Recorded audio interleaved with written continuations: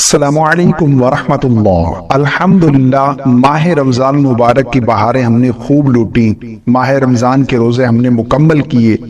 اب شوال میں 6 روزے ہم نے مزید رکھ رہے ہیں، کیونکہ ان روزوں کے رکھنے کی بڑی فضیلت ہے۔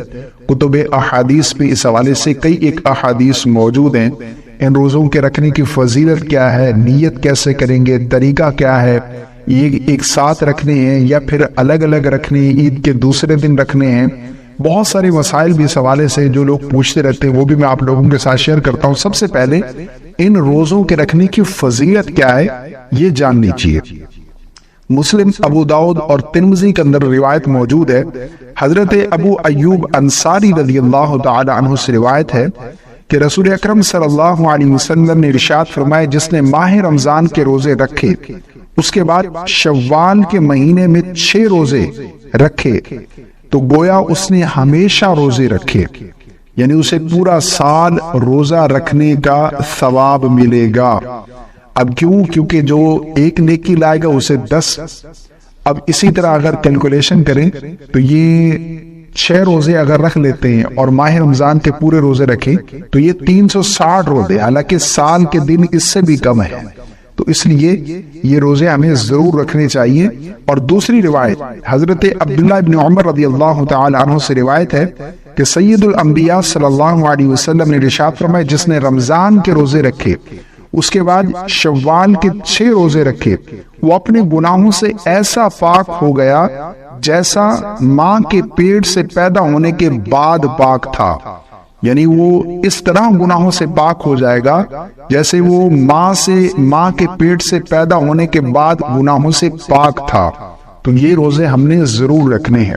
اب ایک سوال یہ ہے کہ کیا یہ روزے عید کے دوسرے دن رکھنے ہیں؟ ایسا بالکل نہیں ہے۔ ماہ شوال میں آپ جب چاہیں یہ روزے رکھ سکتے ہیں، عید کے دوسرے دن یہ شرط نہیں ہے، ٹھیک ہے نا۔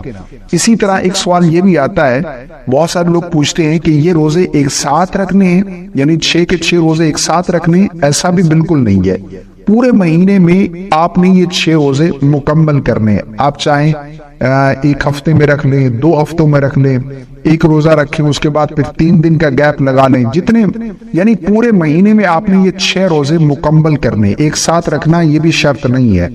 اب ایک سوال یہ بھی آتا ہے کہ جن لوگوں کے روزے قضا ہوئے ہیں، رمضان کے روزے کسی بھی وجہ سے چھوٹ چکے ہیں، کیا وہ قضا روزوں کے ساتھ ان کی نیت کر سکتے ہیں؟ ایسا بالکل نہیں ہے۔